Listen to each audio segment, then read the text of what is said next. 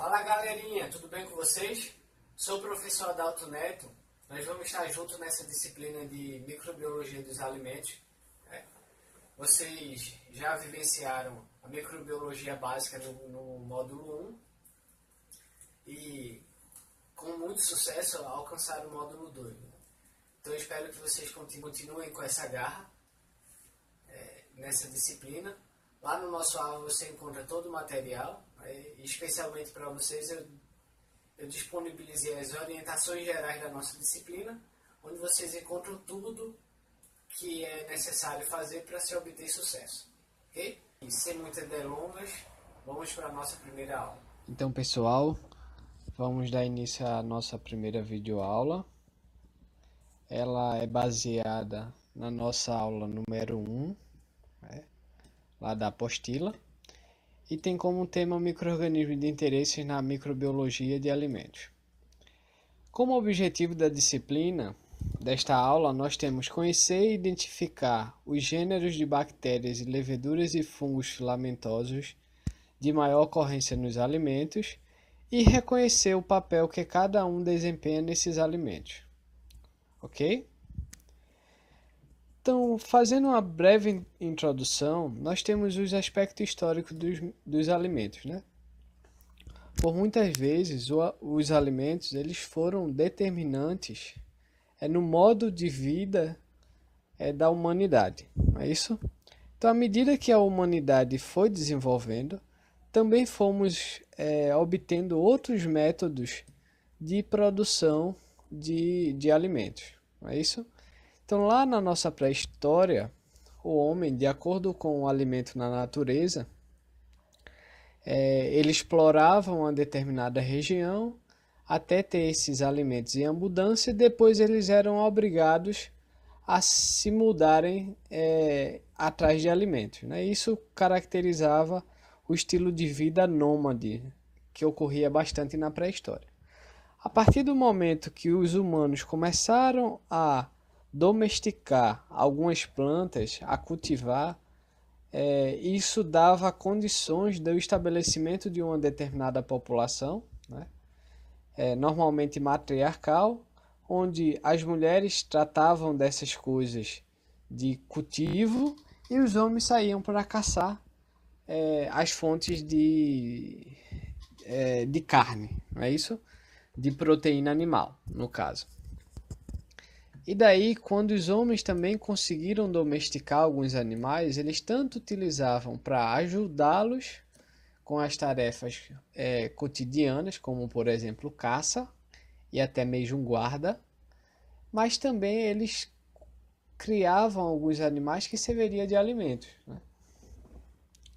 Então, esse estilo determinou, contribuiu na verdade, para que uma população de humanos se estabelecesse, não é isso?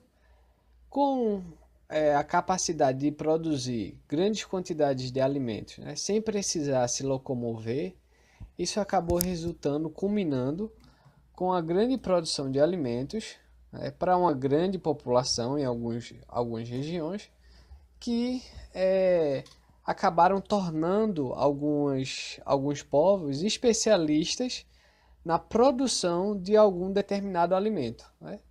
E daí eles precisavam partilhar entre si essas fontes de alimentos, não é isso? Esses alimentos produzidos. Então daí veio o modelo de feira, né? Os principais modelos de feira, onde cada um ofertava o produto que conseguia produzir e trocava por outro produto que na sua propriedade eles não conseguiam obter, por exemplo, né? Então esses grandes centros, esses grandes aglomerados para comercialização de alimentos acabou gerando alguns problemas, não é isso? Em relação à conservação e à qualidade do alimento, né? Grande quantidade de gente nessa época, principalmente a época medieval, eles não eram conhecidos pela higienização, isso todo mundo sabe a fama daquela época. Além de tudo, ainda não se tinha estabelecido, né, os modelos de saneamento, por exemplo. o que acabavam gerando algumas doenças severas que, com o passar do tempo, eles perceberam que tinha alguma relação com o consumo de alguns alimentos, mas não sabia quem era que acabavam por gerar essas patologias, né? Essas doenças. Então, um exemplo bem conhecido é o do ergotismo, né? Que é uma intoxicação produzida pelo consumo de centeio, né?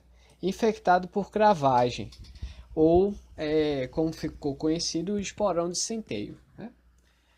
Que o fungo, quando infecta a planta, ele acaba produzindo alguns alcaloides de ergolina, né? Ergolina é a mesma substância utilizada para produção de drogas como a LSD, por exemplo, né? E que ataca o sistema nervoso central, além de promover a vasoconstricção, né? E daí gerava algumas enfermidades na pessoa que era acometida pelo ergotismo, muito feias, né, de se ver. E daí foi até associada à magia negra, à feitiçaria, a bruxarias, né? Então, essa doença, na verdade, ficou conhecida como fogo de Santo Antônio, né? Que era um jeito de se purificar. Não sei se a palavra seria bem essa, mas seria isso, né? Se purificar de algum mal que fez, né?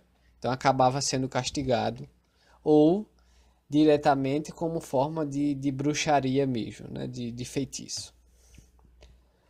Então, naquela época, ao associar que alguns alimentos produziam algumas alterações dos alimentos que eram observados, estavam associados a algumas patologias, né? Então foram desenvolvidos alguns métodos de conservação, que é chamado de métodos antigos, né? Que são simples do ponto de vista de procedimento, né? Como a salga, que basta adicionar sal em grande quantidade ao alimento, principalmente utilizado para carnes e peixes, e a defumação, que consistia em expor o alimento a uma grande concentração de fumaça, onde a fumaça impregnava o alimento. Né? Então, o que eles observavam? Eles observavam que as alterações, que esses métodos diminuíam aquelas alterações que estavam associadas a algumas doenças. É isso? Então, eles sequer tinham ideia de que poderia existir micro-organismos, né, que eram responsáveis por esses problemas, né, por essas patologias. Então, o primeiro a teorizar a importância dos micro-organismos para os alimentos foi Louis Pasteur, né? Onde ele percebeu que os alimentos eram meios adequados para o crescimento e multiplicação microbiana. Né? Então, a partir dos dados de Pasteur, ele começou a observar que algumas criaturas minúsculas, né, que ele conseguiu observar graças ao desenvolvimento de algumas lentes de aumento que hoje são muito conhecidas no microscópio óptico, né? Ele percebeu que essas criaturas estavam nesses alimentos, né, em alguns caldos nutritivos. Inclusive, ele foi responsável pelo desenvolvimento de um método de conservação de alimento que, em sua homenagem, recebeu o nome de pasteurização. Então, a importância dos micro-organismos em alimentos, a gente vai utilizar para caracterizá-los, né, para classificá-los. Então, a gente vai ter os úteis, que são micro-organismos utilizados na produção de alimentos, os deterioradores ou deteriorantes, que são os micro-organismos que atuam na deterioração de alimentos, né? Alguns micro-organismos eles podem ser patogênicos, ou seja, podem causar doenças e infecções em humanos, né? Mas esses em especial eles vão ser abordados na aula 7 da apostila, em nossa videoaula 6. Então, a deterioração nada mais é do que a modificação, a alteração do alimento, né? Só que nós já reconhecemos que os alimentos, por si só, eles já vão trazer uma carga microbiana. os quais a gente chama de micro-organismos nativos. Esses micro-organismos eles devem viver em harmonia, né? Quando há alterações de fatores que afetam a resistência à colonização, acaba havendo a seleção de alguns micro-organismos que aí sim conseguem adentrar no alimento e deteriorar, né? Então, para ficar claro, a gente vai ter a microbiota do alimento, né? Onde algumas alterações de fatores acabam influenciando a resistência da colonização, que seleciona alguns micro-organismos, ou seja, sai daquele equilíbrio da microbiota e esses micro-organismos vão produzir a deterioração. Ok? Então, dentre esses fatores que podem influenciar o desenvolvimento microbiano em alimentos, existem os fatores intrínsecos e os extrínsecos, né? Dentre os intrínsecos, que são aqueles relativos ao alimento, né, à condição do alimento, temos o pH, a atividade de água, o potencial de óxido-redução, a composição química, os constituintes antimicrobianos naturais, as estruturas biológicas e a microbiota nativa. Entre os extrínsecos, que são relativos ao ambiente em que o alimento está, né, temos a temperatura, a umidade, a composição gasosa da atmosfera e o uso de aditivos. Ok?